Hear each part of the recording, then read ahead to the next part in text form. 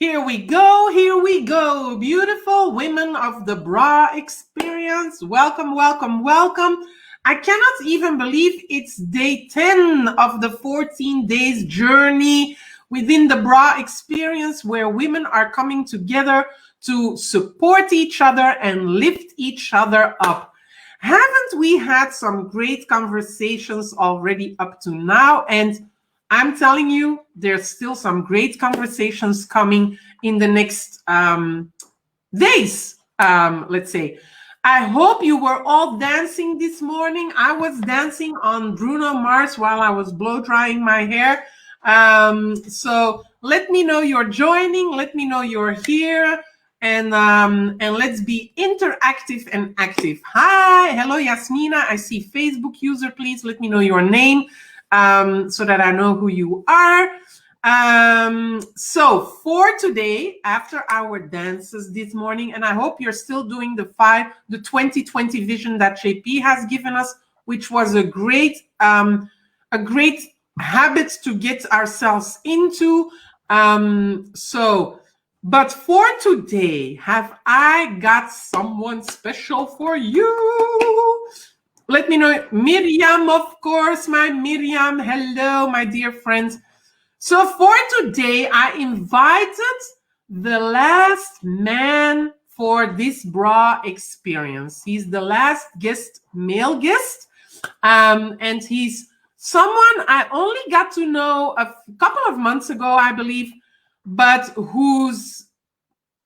we got to know each other a couple of months ago, but it seems like we know each other for years and years and years already, or at least it appears to be. So let me welcome to the constructive conversation on this bra experience, my special guest for tonight, Grégory Luaba Deom. Yay! Hey. Hello, Yasmina. Hello, everyone. Hi, Grégory. Thank you so much for joining us. By the way, Grégory is an inclusion and diversity sourcing strategist in Brussels. He's also working on talent acquisition. He's doing great projects on diversity and inclusion, and I am invited to do a project with him soon to be started. So watch out our social media. But we're going to inspire and motivate some young adults with a nicer color than mine, by the way. But so for tonight, Grégory has been so kind to accept the invitation, although he didn't know what he needed to come to do at the bra experience. Indeed. Thank you for the invitation. Yes, of course. So Grégory, the reason why I invited you is I invited only a few men, but I believe that as women, there's always something we can learn from men. And last week, I've talked with some men about the camaraderie that men have, being in the locker room together. I call it the locker room syndrome, being in the locker room together, helping each other, getting deals, getting introduced to the right people. I think we can learn from that. So I just want to get your perspective, and let me make sure that I see the comments. Hi, Tina. Yes. Tina is also joining us. Miriam is here. So I just wanted to have a casual, constructive conversation on your perspective of what we women can learn from you men when it comes to... You didn't know I was going that way, right? I didn't know anything. But I trust you. I mean, I trust you, so that's why I'm here. That's true. When it comes to moving ourselves forward, because what I want the bra experience to be is that we as women step more confidently into our greatness, because I believe the world needs us now to step up, show up, rise up, and step into our greatness to lift the world into more light. So yeah, anything you want to share with us? What comes to mind? That's You can choose. It's a whole rainbow of choices. Well, the first thing that comes to mind is just the fact that what I want to share is my own experience, my own view on the world. It's not the truth; it's my truth, if I can say it like this. And Absolutely. and so the first thing for me will be in my line of work to contribute to making practices and policies more equitable. Um, so Practices and policies more policies, equitable. You have yes. to explain more.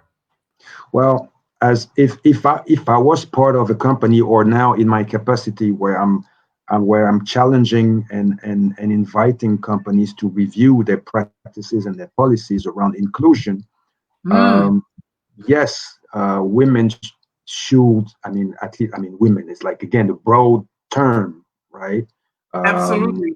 with diversity of backgrounds and behaviors and beliefs, etc., etc. But okay, let's for the simplicity, let's use this big term, big bucket. Exactly. Um, well, I believe women could do a little bit more, just like other groups who are marginalized in the workplace, because that's where I'm coming from. I mean, Yes, that's my work, you as are you doing know. exactly. And I believe that I saw these stats, or at least this quote saying that men tend to apply for jobs when they reach 60 or 70% of the requirements, or it may be even less, whereas women needs feel like they needs to be 100% matching all the requirements before going. So that might be Ooh.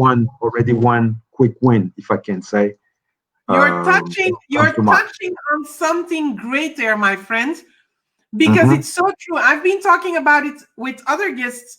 Like women want to have everything so perfect, while for men, like you're saying, wow, I didn't even know the percentages, but Hmm. like you're saying, good enough is good enough for men, and good enough is never good enough for women. Apparently, I Well, love even the way we're talking. Well, I love the way well, you're it talking. seems like even when some of us men are not good enough, at least they feel like they are You good feel they're enough, good and enough.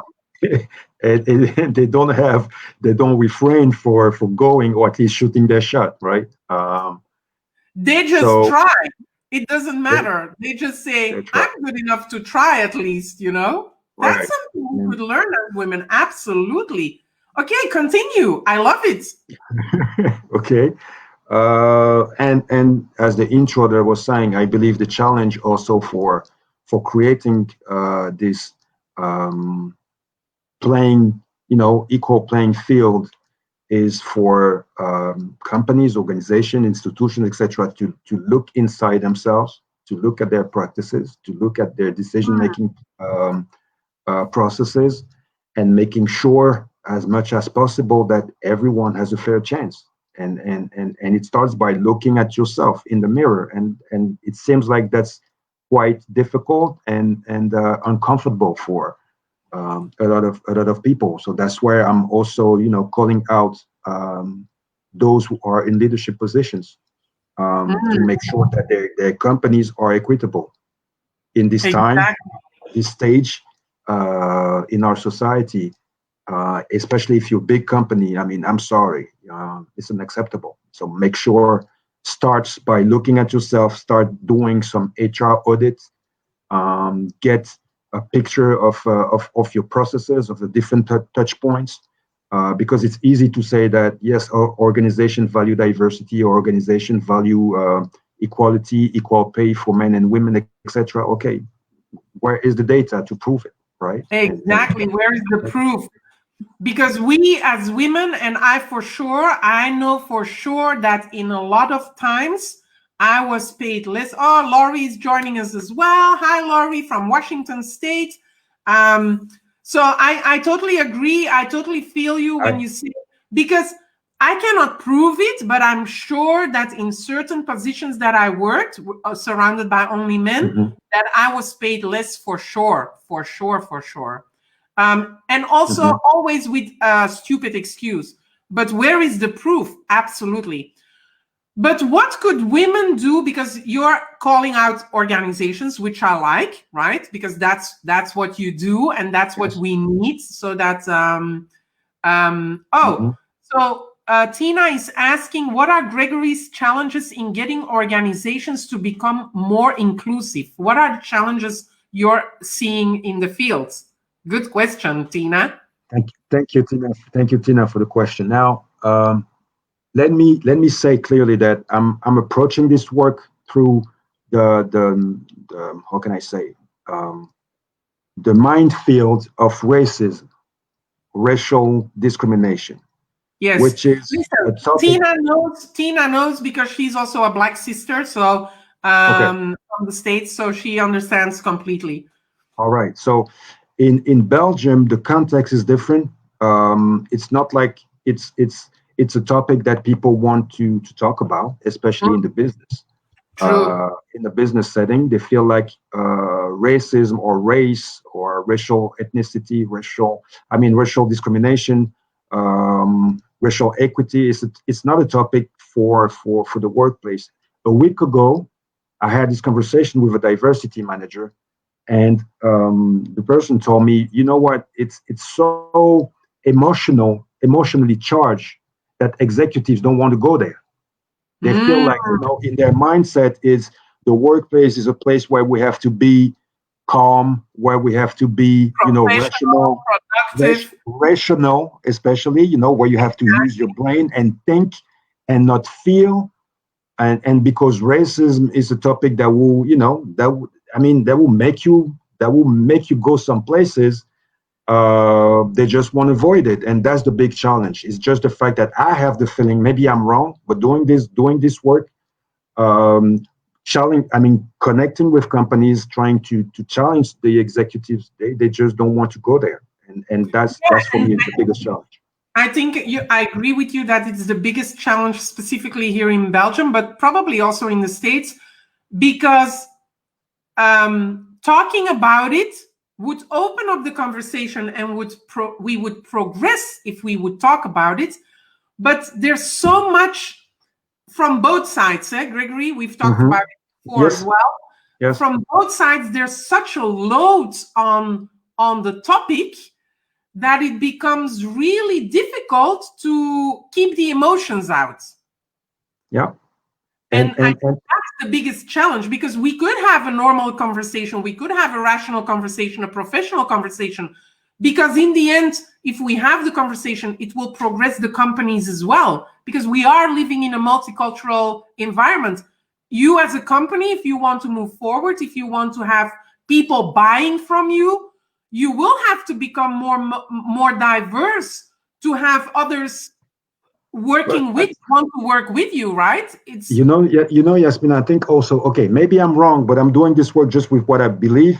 Exactly. This is me. I don't have all the answers. At least I'm sharing what I believe, what's my approach. Mm-hmm. And my approach is coming back from my, I played basketball, not at serious level, professional level, but as a young person, I played basketball, and basketball helped me understand my approach to the business side of things, to the business game. Okay, so from that perspective, my way of looking at team dynamics and business, running a business, is I believe some of these executives and companies want to avoid tension. They want to avoid friction. And for me, if you want to have Tina is saying that they look at it as confrontational. Exactly. And I believe that as a team, as constructive. Having friction, having tension, having confrontation is not bad, as long as you build a culture where people can understand that you're coming from a good place, that you just want to express what is going on around you, what is going on inside of you, what you're saying, from the people that you live with, and the challenges that you encounter in the company, but also in your previous experiences. And that's a place where they don't want to go, I believe. They just think like, okay, we have to keep this place, peaceful. But then you don't have real inclusion and real conversations. Exactly. And keeping it peaceful is not helping you to move forward and to progress and to evolve into an organization that that can be better than where you are now. I like what you said, because confrontational is not bad as long as both parties understand that there's a will to get to, that the intention is pure, and that there's a will to find something that works for both sides, right? There are sides. I don't like to talk in sides. To work together. To come go together. Yeah, exactly. to go to a common goal as a team, and work together, to collaborate. But it doesn't mean that I have to be all the way in just like you are, or that we have to share everything or every belief the same. No. We can be different, but we should have at least be together on a common goal, and see how we contribute, and value your contribution, value my contribution, and not being blocked or blocking out, which happens a lot from different side, when I'm saying, okay, you know what, I was racially profiled, and then one of the colleague will reply, come on, man, racism doesn't exist anymore in 2020, or sexism doesn't exist anymore. I mean, hey, listen, just be open to what your colleague or the other person is telling you as their own experience. As their own experience, you cannot dismiss that, because there's their experience. Exactly. And the same goes for sexualism. Like the Me Too movement has busted that myth wide open. But still there are people saying, yeah, but women get equal opportunities. Women aren't treated all the way as a sex object. Well, I can tell you that there are still, from personal experience, that there are still a lot of men giving really bad comments without them probably knowing that it's a bad comment, that is not working for a woman. I was walking down the street. When was it? Not so long. It was during the Corona lockdown. And I was walking down the street, and you know me, I'm usually very optimistic. So when I walk down the streets, I have a smile. I look energetic, all these kind of things. There was this man walking by.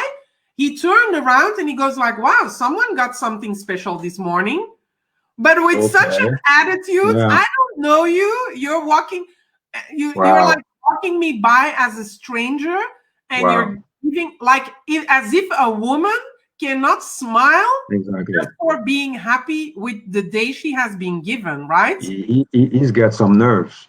Right? Exactly. So I turn around and I go like, what?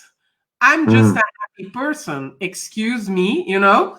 Right. So mind your own business, by the way. Mind your own business. I don't know you. I mean, please leave me alone. Exactly. It's not there's one point that was coming to my mind now when I was listening to you, is the fact that, again, in the professional setting,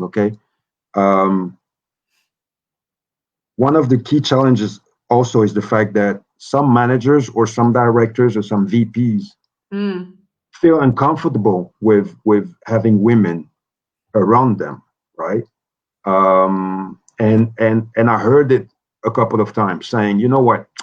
Yeah, but I mean, with you, I can have a straightforward conversation, right? And with a woman, well, it's different, because you know they're emotional, and I don't know how they will react. I don't want them, you know, if I bring a bad piece of news, you know, they're gonna start crying and stuff like that. They're gonna be emotional, you know. And I was like, how can you say something like this?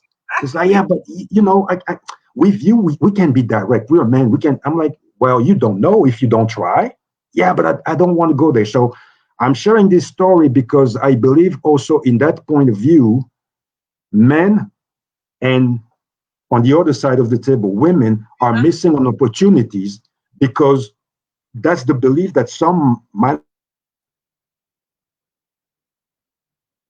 managers, directors, senior leaders have with positions, saying, you know what, yeah, but I'm not sure that I can go all the way in. Like my management, I'm pretty blunt, and you know, I say things directly. And with women, I'm not sure. And that's, I believe, also one way of eliminating some opportunities for the women who are, you know, growing their career and growing in the company.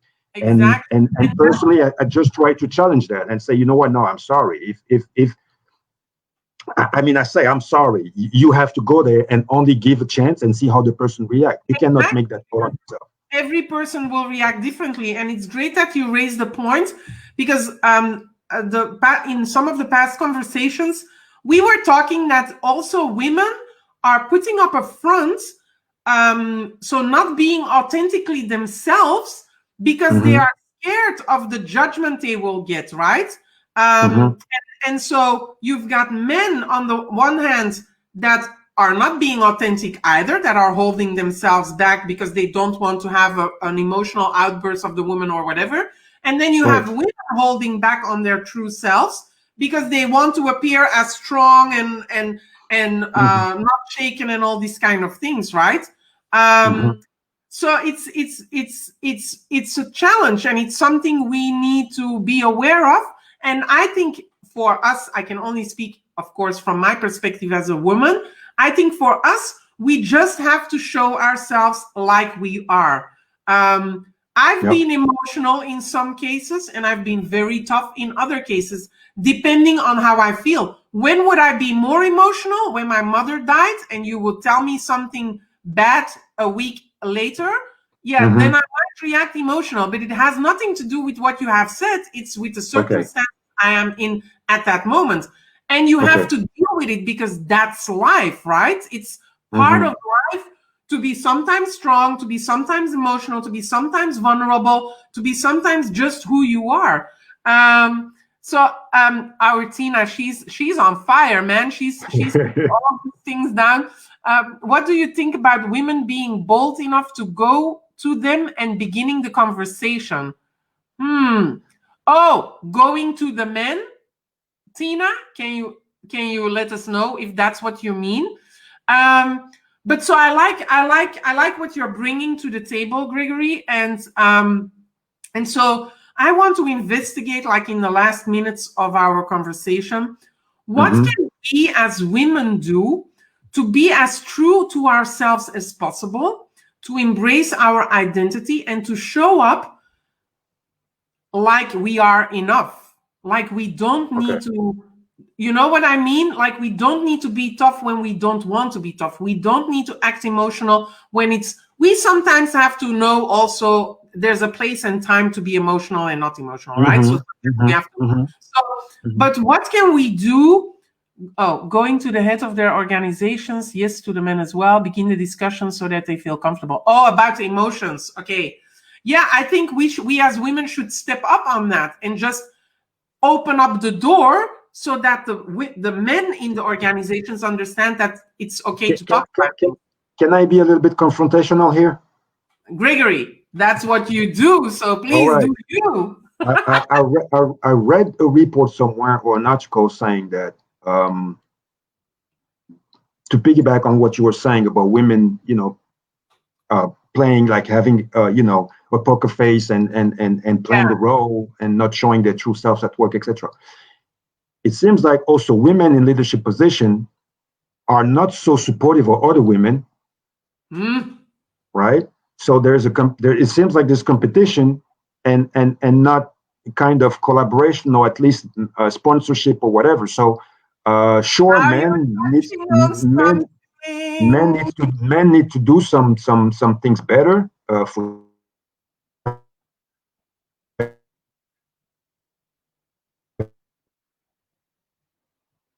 You're frozen, Grégory. I don't know what happened. Sorry. No, that's okay. That's okay. You're back. I'm back. So okay. Yeah, you are. It's good that what you're mentioning. I was saying that because I was reading this line where they were saying that the employees inside an organization would tend to talk about diversity, would tend to talk about inclusion, and trying to promote that inside the organization, especially if there are women or other so-called minorities. Here, I mean, Black, Brown, African, etc. In the U.S., African Americans and other subgroups in society. The only one who seems like to be off the hook or not having no repercussions are the white males.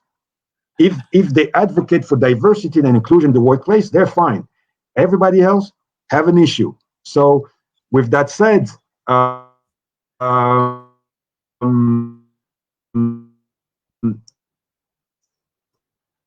so women in position. You're breaking up again. Wait, you're breaking up again. What? Don't spill the juice before I see you again. Sorry. No, that's okay, but I I hear want you. You hear me? Okay. I don't hear you and you're frozen.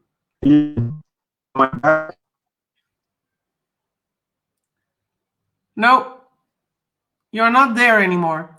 So Tina, do you think men have backed off because of the Me Too movement and they are afraid of that as well? I think some men definitely have, or that's at least what I experienced. They don't want to be in a room only with women anymore, so they ask someone else to be in the room with them if they have to give them a difficult message or anything like that. But I also see men, the last company I was working for, the men, if they are very confident and they have nothing to do, they don't feel like they're part of that Me Too movement, I mean, from the other side. Like if there are men that are treating women with respect, I don't think they feel that they're backing off too much, because they feel that they are in their right. So Grégory is back, but still frozen. So I'll just keep responding to Tina's comments. Yeah, we should support and help each other out as women much more.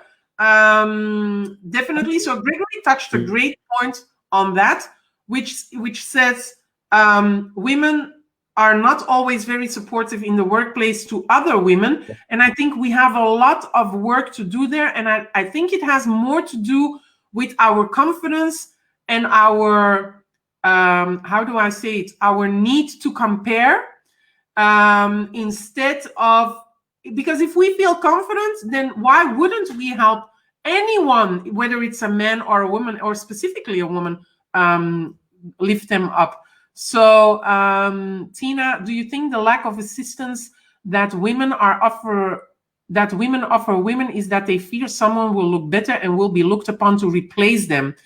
Yeah, I think it's true, but I also feel that being predominantly having built a career predominantly in male environments, men are also looking at women sometimes like that. If we as women are perceived as intelligent, smart, with great ideas, coming with great ideas, all these kind of things, even men feel threatened sometimes for their position or the way we might look better. So I think it's a women, men, and men thing.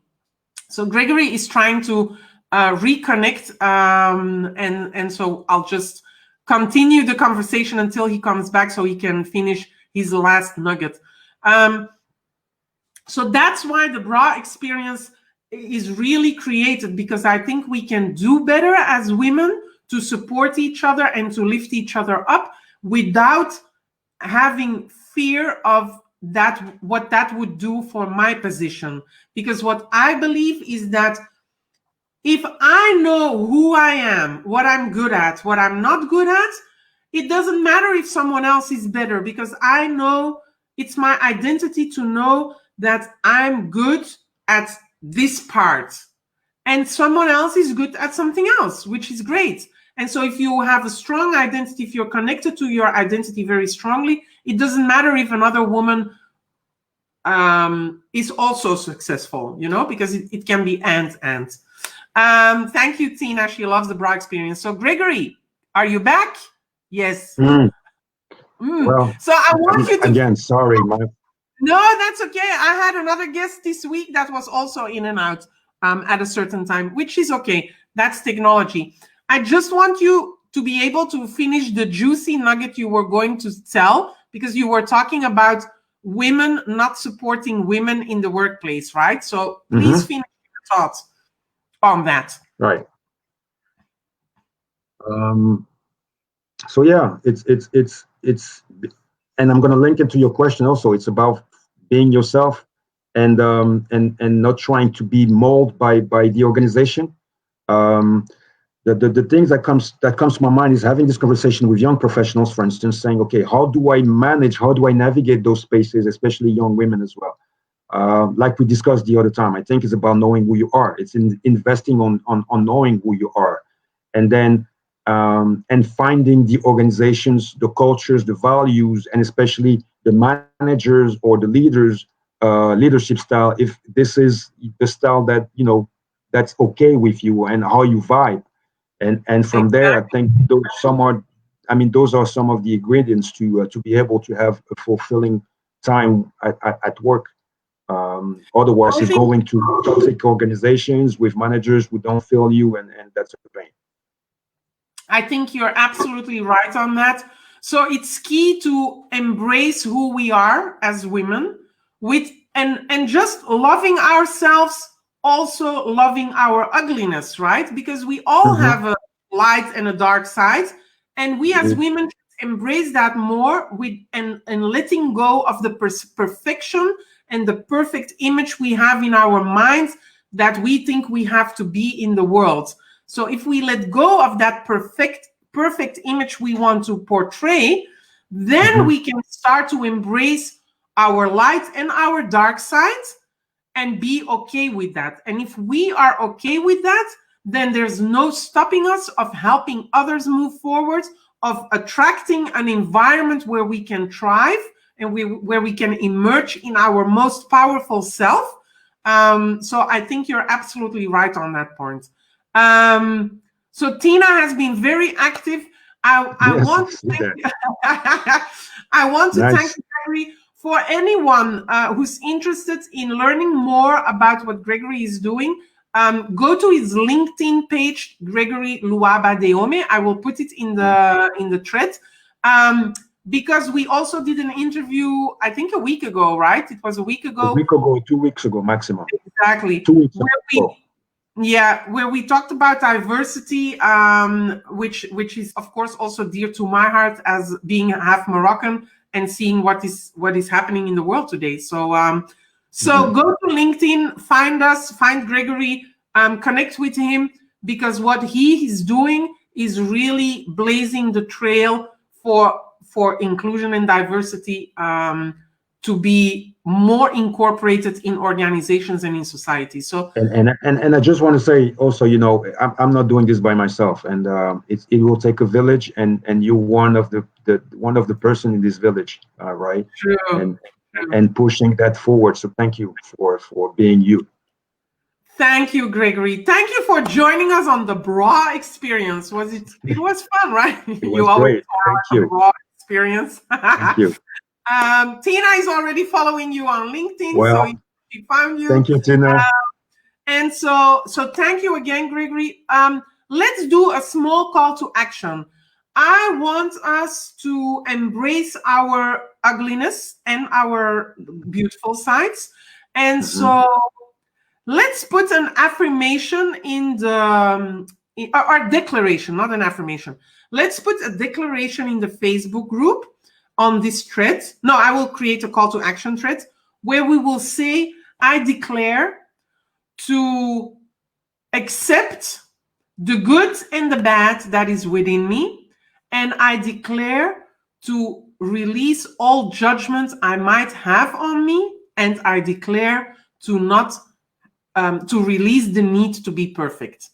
So go into Facebook and give me a declaration similar to this one.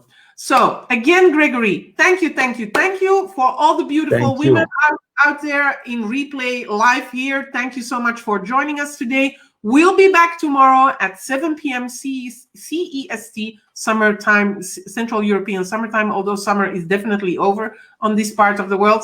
But 7 p.m. tomorrow with, again, another guest from another continent. So I hope to see you tomorrow. Bye-bye, beautiful people. Bye. Thank you very much. Take care. Bye-bye.